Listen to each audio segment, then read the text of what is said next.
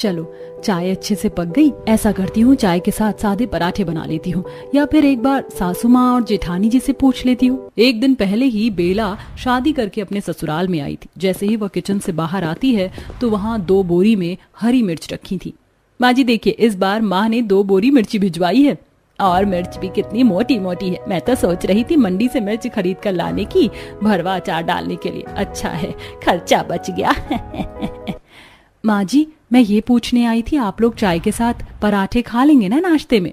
इस पर जेठानी रचना फरमाइश जताते हुए, देवरानी जी, हमारी फैमिली में इतना फीका नाश्ता कोई नहीं खाता, हम लोग तीखा जरा तेज खाते हैं। ऐसा करो तुम चाय के साथ तीखे तीखे मिर्च के पकौड़े बना लो।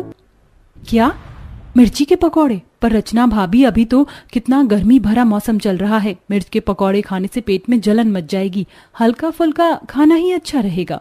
बहू हम मिर्ची के पकौड़े खा भी लेंगे और पचा भी लेंगे, इसलिए तू डॉक्टरी झाड़ने से अच्छा है जाकर पकौड़े बना ले। जी माँ। बेला किचन में आ जाती है, तभी पीछे से जेठानी 4-5 किलो तीखी मिर्च लेकर आती है।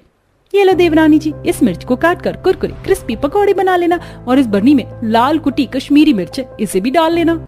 हे भगवान, ये जेठानी जी कुछ ज्यादा ही तीखा खाती हैं। ये हरी मिर्च देखने में कितनी तीखी लग रही है, और ये ऊपर से और मिर्च पाउडर डालने का ऑर्डर दे रही है। मुझे क्या खुद ही खाकर बम की तरह फटेंगी। बड़बड़ाते हुए बेला मिर्ची काटना चालू करती है। अगा, ये तीखी मिर्च काटकर मेरा तो हाथ तेजाब जैसे जल रहा है। बेला फटाफट से फ्रिज से बर्फ निकालकर रोते हुए रगड़ती है। भगवान क्या जुल्म है, अब जाकर जलन कम हुई है। अरे बहू, मिर्ची के पकौड़े बन गए तो फटाफट से ले जा, भूख के मारे पेट में चूहे कबड्डी खेल रहे हैं। जी ससुर जी लाई, फटाफट से पकौड़े छान लेती हूँ। इतनी सारी मिर्च के पकौड़े बनाते हुए बेचारी बहू पसीने से नहा जाती है और चाय पकौड़ी परोसती है। लाओ बहू जल्दी करो, अरे लाओ जल्दी से, मेरे मन पसंदीदा मिर्चदार पकौड़े परोस दो। देखते देखते सब पकौड़े पर टूट पड़ते हैं। वाह बहू, बड़ा ही मस्त तीखा तीखा मिर्ची का पकौड़ा बनाया है तूने तो। चाय की चुस्की के साथ चटपटे मिर्ची के पकौड़े खाकर डबल मजा आ गया। सच में भाभी, आपने बड़े स्पाइसी और टेस्टी पकौड़ी बनाए हैं। सबको इतने चाव से मिर्ची के पकौड़े खाता देखकर बहू मन में खिटपिट कर रही थी। मुझे तो लगा था कि मेरी जेठानी ही केवल तीखा खाने की चटोरी है, मगर यहाँ तो सभी एक ही थाली के चट्टे बट्टे हैं, खा ये रहे हैं और जुबान मेरी चल रही है। हरी देवरानी जी, तुम हम लोगों का मुंह ही देखती रहोगी क्या? बैठकर तुम भी पकौड़े का स्वाद लो। नहीं नहीं नहीं, आप लोग खाइए, मैं लास्ट में खा लूंगी। अरे बहू, हमारे घर में आखिर में खाने का रिवाज नहीं है, बैठकर खा लो। सबके जबरदस्ती करने और बेला जैसे एक पकौड़ा चखती है तो सीसी करने लगती है। पानी, शुभम जी पानी दो, नहीं तो मेरा दम निकल जाएगा। हाँ हाँ देता हूँ, ये लो पियो। तीखा लगने के चलते बहू गट गट पानी पी जाती है। तभी रचना रेशा खिल्ली उड़ाती है। भाभी, एक पकौड़ा खाकर ही आप तो पॉपकॉर्न की तरह उछल रही थी। लगता है तुम हरी मिर्च नहीं खाती हो।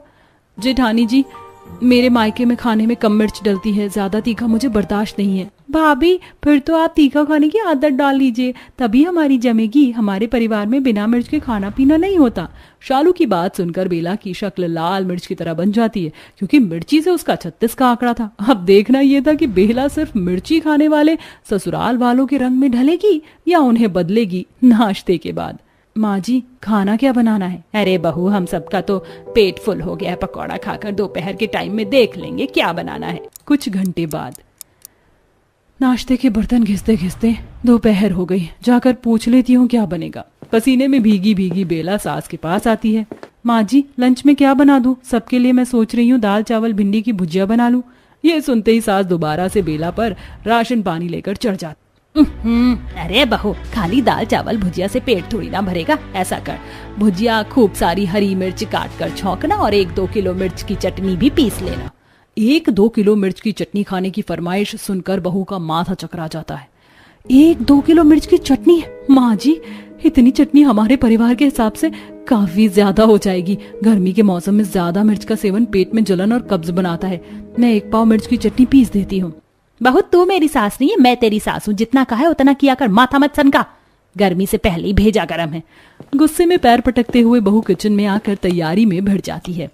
हे भगवान, कहाँ आकर फंस गई मैं इस मिर्च खाने वाले महान ससुराल में। सुबह 1 मिनट का पकौड़ा खाकर मेरी तो हालत पतली हुई पड़ी है। दोबारा से मिर्च खाऊंगी तो दस्त ही लग जाएगा। मैं तो अपने लिए चावल में 2-4 आलू उबालकर उसका चोखा बना लूंगी। भड़कते हुए बहू पसीने पसीने होकर मिर्चदार दाल चावल चढ़ाकर मिर्ची की चटनी पीसने लगती है। हाय राम, इस मिर्ची ने तो मेरी मिट्टी पहाड़ करके रख दी है। तभी कुकर में सीटी आ जाती है। अरे नहीं, सीटी से दाल निकल गई। बेड़ा गर्क हो गई लुगाइयों का।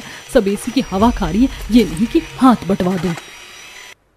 तभी तीखी मिर्ची खाने के शौकीन ससुराल वाले हल्ला गुल्ला मचाना चालू कर देते हैं।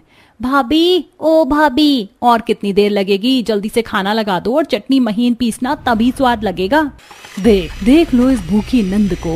महारानी ऑर्डर झाड़ रही है जैसे होटल में ठूसने बैठी है, और मैं वेटर लग रही हूँ। इतनी मिर्ची में ये मिर्च वाला खाना बनाते बनाते हलवाई से बुरी हालत हो गई है मेरी तो। गुस्से में लाल पीली होकर बेला मिर्ची की चटनी पीसने लगती है। तभी छींटा उड़कर उसकी आंख में पड़ जाता है। माँ, मेरी आंख। बेचारी रोते हुए आंखों में ठंडे पानी के छींटे मारती है, मगर तब तक उसकी आंख लाल पड़ जाती है। इस मिर्च की माँ की आंख, मेरी तो जान निकल गई थी। अरे बेला, कहाँ रह गई? सिंपल सी दाल चावल चटनी भुजिया बनाने में इतना टाइम थोड़े लगता है। ऐसे भी कौन सी बीरबल की खिचड़ी पका रही हो?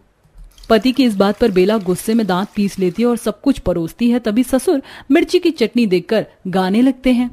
ओह ओह ओह ओह, मिर्ची, हाय हाय मिर्ची, उफ, उफ, मिर्ची, हाय हाय मिर्ची, हाय हाय मिर्ची।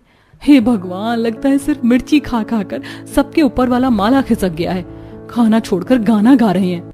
अरे वाह, ये मिर्च की चटनी देखने में तो बड़ी दमदार लग रही है। सारी चटनी तो मैं चाटूंगा आज। अरे ओ बुद्धू, चुपचाप से आधी चटनी इधर पास कर दो, वरना लगाऊंगी एक कंटाप, कान झंझना जाएगा।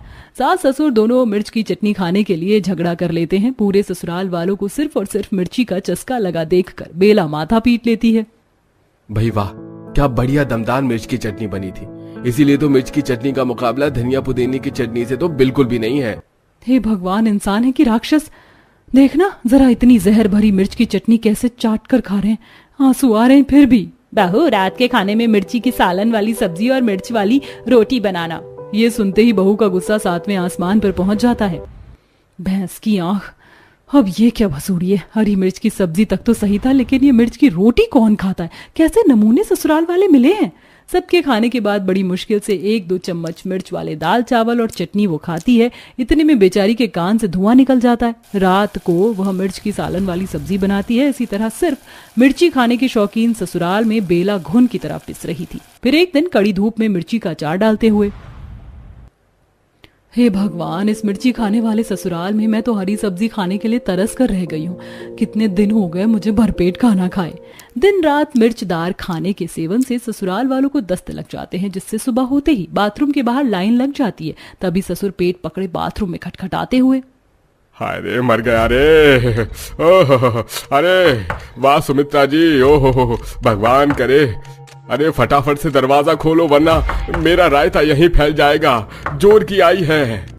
मेरा पेट खुद सटका पड़ा है, मुझे हल्का होने दो पहले अच्छे से। तभी दोनों ननद भी आ जाती हैं। आई मम्मी, मेरे पेट में बहुत तेज मरोड़ का दर्द उठ रहा है। भाभी, एक गिलास इनो दे दो। अभी बनाती हूँ। जानबूझकर बेला इनो के अंदर पिसी हुई मिर्च भरकर डाल देती है, जिसको पीकर रेशा भुट्टे की तरह उछल पड़ती है। हाय माँ, अरे भाभी, आपका दिमाग खराब हो गया क्या? इनो में मिर्च कौन मिलाता है? रेशा, तुम्हें ही तो तीखा पसंद है, तो मैंने टेस्ट के लिए मिला दिया था। मैं आप सब लोगों को बार बार मिर्ची वाला खाना खाने के लिए परहेज करने को कह रही थी। मैं तो पागल थी ना, अब भुगतना पड़ रहा है ना सेहत से। आखिर में बेला डॉक्टर को बुलाती है, जो सबको मिर्ची वाला खाना खाने से मना करते हैं और ठंडा शरबत, हरी साग सब्जी और हल्का फुल्का खाना खाने की हिदायत देकर जाते हैं। जिसके बाद से सिर्फ मिर्ची खाने वाले चटोरे ससुराल वालों को सबक मिल जाता है और अब वह कम मिर्च का खाना खाने लगते हैं। मुझे तो बस इंतजार है कि तुम कब अपने हाथ से खाना बनाकर मुझे खिलाओगी। हाँ हाँ, क्यों नहीं। बस जब तक शादी नहीं हुई है तभी तक। उसके बाद तो तुम्हें मेरी पसंद का खाना ही खाना है। कुछ दिन बाद अर्पिता और कौशल की एक दूसरे से शादी हो जाती है। आओ बहू रानी, घर के अंदर आओ। अगले दिन सुबह अर्पिता अपनी पहली रसोई का खाना बनाने के लिए रसोई में आती है। आज मेरी पहली रसोई की रस्म है और मैंने कौशल से वादा किया था कि उन्हें अपने मनपसंद का खाना बनाकर खिलाऊंगी। एक काम करती हूँ, मटर पनीर, शाही पनीर, पालक पनीर, रायता, पूरी, पुलाव, मूंग दाल का हलवा, गुलाब जामुन सब बना लेती हूँ। अर्पिता खुशी खुशी खाना बना रही होती है, तभी वहाँ पर कामिनी आती है। ये सब क्या बना लिया देवरानी जी? बनाने से पहले आप एक बार मुझसे पूछती तो। खैर छोड़ो, इन सबको डस्टबिन में डाल दो और अभी एक काम करो, आलू गोभी की सब्जी, रोटियां और मीठे में सूजी का हलवा, बस ठीक है, इतना बना लो। कामिनी के जाने के बाद ये सब क्या है? पहली रसोई की रस्म मेरी है और खाना मैं अपनी जेठानी की पसंद का बना रही हूँ। इतनी मेहनत से सब कुछ तैयार किया था और जेठानी जी ने पल भर में सब कुछ डस्टबिन में फेंकवा दिया। अब अर्पिता अपने पहले रसोई के खाने में अपनी जेठानी के पसंद का खाना सबको सर्व करती है। ये क्या बहू, खाना तो बहुत सिंपल सा बना लिया तूने। मुझे तो लगा था कि कुछ तड़कता भड़कता बनाएगी। लगता है अर्पिता का शादी की थकान अभी तक खत्म नहीं हुई है। क्यों अर्पिता? नहीं नहीं, ऐसी बात नहीं है। अब रात को अर्पिता खाना बनाते हुए खुद से कहती है, सुबह इतनी मेहनत से मैंने इतने सारे पकवान बनाए थे और जेठानी जी ने मेरा सारा खाना डस्टबिन में डलवा दिया। खाने के मामले में जेठानी जी की पसंद बहुत फीकी है। एक काम करती हूँ, सिंपल सी दाल रोटी बना देती हूँ। अब अर्पिता एक तरफ दाल और दूसरी तरफ रोटियां बेल रही होती है कि तभी वहां पर कामिनी आती है। ये क्या कर रही हो तुम? तुम्हारी कोई ट्रेन छूट रही है या तुम्हें कहीं जाना है कि किस बात की जल्दी मचा रही हो तुम? क्या हुआ जेठानी जी, आप अचानक से मुझ पर इतना गुस्सा क्यों कर रही हैं? ऐसा क्या कर दिया मैंने? क्या कर दिया पूछती हो? हर एक किससे पूछ कर तुम ये दाल रोटी बना रही हो? जेठानी जी, सुबह आपने ही तो मुझसे सिंपल सा खाना बनवाया था। मुझे लगा कि आपको सिंपल खाना पसंद है, इसलिए मैंने ये दाल रोटी बना दी। कोई जरूरत नहीं है। ये रोटियां तो फिर भी ठीक है, पर ये दाल अभी के अभी डस्टबिन में फेंको और रोटी के साथ 4 से 5 हरी सब्जियां बनाओ। कामिनी फिर से अपने मनपसंद के खाने का ऑर्डर देकर वहां से चली जाती है। मेरी जेठानी का कुछ ज्यादा ही हो रहा है। जब से आई हूँ सिर्फ इन्हीं की पसंद का खाना बना रही हूँ। अभी तक अपनी पसंद का कुछ नहीं खाया, ऊपर से ये चमका के भी मुझे ही चली गई। ऐसे थोड़ी ना होता है। कुछ देर बाद अर्पिता डाइनिंग टेबल पर जेठानी के पसंद का खाना बनाकर सर्व करती है। हाँ अर्पिता, आज तो सब्जी बहुत अच्छी बनाई है तुमने। बनाई ही कैसी नहीं, आखिर जेठानी की पसंद का खाना बना है तो अच्छा ही बनेगा ना। पसंद तेरी ही सही, पर बनाया तो मैंने है ना। जिस दिन बनाना छोड़ दिया ना, अपनी पसंद की नमक रोटी भी नहीं खा पाएगी बनाकर। अर्पिता अब अपनी जेठानी की पसंद का खाना बना बनाकर इरिटेट हो चुकी थी। उसका भी मन होता था कि वो अपनी पसंद से कुछ बनाए, खाए और अपने परिवार वालों को भी खिलाए, लेकिन कामिनी ऐसा होने ही नहीं दे रही थी। तभी एक रात, अर्पिता मुझे तुम्हारे हाथ के राजमा चावल खाने हैं, तुम वो बना दोगी क्या? हाँ कौशल जी, क्यों नहीं। राजमा भिगोकर अर्पिता सो जाती है। अगले दिन जब अर्पिता राजमा बनाना शुरू करती है, ये राजमा तुम किससे पूछकर बना रही हो? बिना पूछे कुछ भी बनाने की जरूरत नहीं है यहाँ, और वैसे भी इस घर में खाना सिर्फ तुम्हारी जेठानी यानी कि मेरी पसंद का ही बनता है। क्या इसका मतलब आप जानबूझकर मेरे खाने को नापसंद कर रही हो ताकि आपकी पसंद का खाना बन सके? लेकिन आज मैं भी अपनी पति के लिए ये राजमा बना कर रहूंगी। इतना टाइम नहीं है कि तुम सबकी पसंद का खाना बनाओ, इसलिए जो मैं बोल रही हूँ वही बनाओ, वही सब खाएंगे। और वैसे भी ये राजमा मुझे बिल्कुल पसंद नहीं है। अब अर्पिता भी गुस्से में तिलमिलाती हुई खाने को बना रही होती है। मेरी जेठानी जी अपने आप को समझती क्या है? अरे मेरी पसंद का खाना मुझे बनाने नहीं देती, कोई बात नहीं, पर आज तो मुझे मेरे पति की पसंद के खाने को भी बनाने से मना कर दिया। ऐसे ही कई दिन गुजरते हैं और कामिनी के पीहर से उसके माता पिता और उसकी बहन उससे मिलने उसके ससुराल पहुंचते हैं। अरे मम्मी पापा, आप लोग, गुंजन तुम भी आई हो? आओ ना, अंदर आओ। दोपहर भी हो गई, मैं फटाफट लंच लगवा देती हूँ। सभी लोग आकर सोफे पर बैठते हैं। सुषमा सबको चाय पानी देती है। बड़े दिनों बाद आए आप लोग, आप लोगों को देखकर बहुत खुशी हुई। वहीं दूसरी तरफ कामिनी अपनी देवरानी से कहती है, अर्पिता एक काम करो, आज खाने में मेरी पसंद का चिकन बिरयानी, वेज बिरयानी, रायता, छोले, दाल मखनी, मीठे में रसगुल्ला, ये सभी चीज बना लो। नीचे मेरे मायके से मेरे मम्मी पापा और मेरी सिस्टर आई हुई हैं। ठीक है जेठानी जी, ये तो बहुत ही खुशी की बात है, मैं बना देती हूँ आपकी पसंद का खाना। अर्पिता अपनी जेठानी के मायके वालों के लिए तरह तरह के पकवान बनाना शुरू करती है और पल भर में पकवान को डाइनिंग टेबल पर सर्व भी कर देती है। क्या बात है, खाना तो बहुत स्वादिष्ट बना है और ये सारा खाना तो मेरी बेटी के पसंद का है। क्या बात है अर्पिता, अपनी जेठानी के पसंद का खाना तो तुम बहुत अच्छा बना लेती हो। जी माँ जी शुक्रिया, और वैसे भी आप तो मेरी माँ के बराबर हैं और वो मेरी दीदी हैं, तो इतना तो कर ही सकती हूँ। अब कुछ देर बाद सुधा अपनी बेटी कामिनी से मिलकर उसका हालचाल लेकर अपने घर लौट जाती है। अर्पिता अब अपने ससुराल में उदास रहने लगी थी, क्योंकि न जाने कब से उसने अपनी पसंद का खाना ना तो बनाया था और ना ही खाया था। अर्पिता मन मार कर अपनी जेठानी की पसंद के खाने को बनाती है और सबको खिलाती थी। कुछ दिन बाद अर्पिता से मिलने अर्पिता की माँ देवकी आती है। माँ आप, मैं बता नहीं सकती, मुझे बहुत खुशी हो रही है आपको देखकर। अरे गेट पर ही खुशियां मनाओगी, अपनी माँ को घर के अंदर भी लेकर आओगी। हाँ हाँ माँ, अंदर आओ ना। देवकी आकर हॉल में बैठती है। अर्पिता अपनी माँ को चाय पानी देती है। देखते ही देखते रात हो जाती है और अर्पिता खुशी खुशी अपनी माँ के लिए अपनी पसंद का खाना बनाने के लिए रसोई में जाती है। एक काम करती हूँ, माँ के लिए ना पनीर कीमा, पनीर चाट, आलू गोभी, प्याज के पकौड़े, दाल मखनी, पूड़ियाँ, जीरा राइस बना लेती हूँ, माँ को बहुत पसंद आएगा। अर्पिता खुशी खुशी खाने की तैयारी कर रही होती है कि तभी वहाँ पर कामिनी आती है। बाप रे, इतना सारा खाना किससे पूछकर बनाया तुमने? तुम्हें 1000 बार बता चुकी हूँ ना कि इस घर में खाना मेरी पसंद का ही बनता है और इतना राशन पानी नहीं है जो तुम 36 पकवान बनाने में लग गई हो।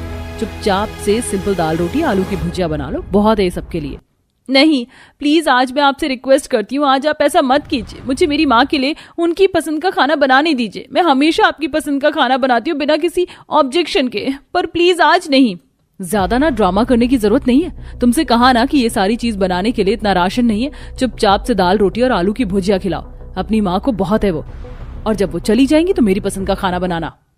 अर्पिता ने अपनी जेठानी की माँ की सेवा पानी बहुत अच्छे से की थी, लेकिन उसकी माँ को देखकर उसकी जेठानी का यह व्यवहार अर्पिता के दिल को बहुत ठेस पहुंचाता है। लेकिन फिर भी वो चुपचाप दाल रोटी बनाकर अपनी माँ के लिए लेकर आती है। ये अर्पिता को क्या हो गया है? कितने सालों बाद उसकी माँ आई है और अपनी माँ के लिए इतना फीका सा खाना बनाया है अर्पिता ने। क्या बात है, अर्पिता खाना तो बहुत स्वादिष्ट बनाया है। कुछ देर बाद देवकी खाना खाकर अपनी बेटी के कमरे में जाती है। तभी देवकी अपनी बेटी की आंखों में आंसू देखकर कहती है, क्या हुआ अर्पिता, मेरी बच्ची तू रो क्यों रही है? माँ, मुझे बहुत बुरा लग रहा है, आप इतने टाइम बाद मेरे घर पर आई और मैंने आपको इतना बेकार खाना खिलाया, लेकिन मैं क्या करूं, मैं मजबूर हूँ। इस घर में सिर्फ और सिर्फ मेरी जेठानी की पसंद का ही खाना बनता है। मैं चाह कर भी अपनी पसंद का खाना यहाँ नहीं बना पाती हूँ। जब से आई हूँ सिर्फ जेठानी की पसंद का ही खाना बना रही हूँ। तो क्या हो गया? और अर्पिता बेटी, इसमें निराश होने वाली क्या बात? कामिनी तुम्हारी जेठानी है, तुमसे बड़ी है, तुम्हारी दीदी है, और ये तुम्हारा ससुराल है, तुम्हारा परिवार। अगर तुम उनकी पसंद से चीजें कर रही हो तो ये जरा भी गलत नहीं। मिल बांट के रहो बेटी। और मुझे वो दाल रोटी इतनी भी बुरी नहीं लगी जितना तू सोच कर रो रही है। दरवाजे पर खड़ी कामिनी ये सारी बातें सुन लेती है और उसे बहुत शर्मिंदगी महसूस होती है। आज उसे एहसास हो जाता है कि अर्पिता ने उसकी माँ के लिए क्या किया और उसने अर्पिता की माँ के साथ क्या किया। इसके बाद वो माफी मांगने के लिए अर्पिता के कमरे के अंदर जाती है। अर्पिता तुम चुप हो जाओ, तुम्हारी कोई गलती नहीं है, प्लीज रोना बंद करो और मुझे भी माफ कर दो। मुझे इस तरह तुम पर हुक्म नहीं जताना चाहिए था। तुम मुझसे छोटी हो, मुझे तुम्हें छोटी बहन की तरह रखना चाहिए था, लेकिन मैंने तो तुमसे सिर्फ अपनी इच्छाएं पूरी करवाई और कुछ नहीं। देखो अर्पिता, अपनी बड़ी बहन से माफी नहीं मंगवाते, माफ कर दो कामिनी को। अब देवकी के कहने पर अर्पिता अपनी जेठानी को माफ कर देती है, जिसके बाद से कामिनी कभी अपनी देवरानी पर हुक्म नहीं जताती है और मिल बांटकर उसके साथ खाना बनाना शुरू कर देती है। जिसके बाद कभी देवरानी की पसंद की जेठानी और जेठानी के पसंद की देवरानी खाना खाना शुरू कर देती है।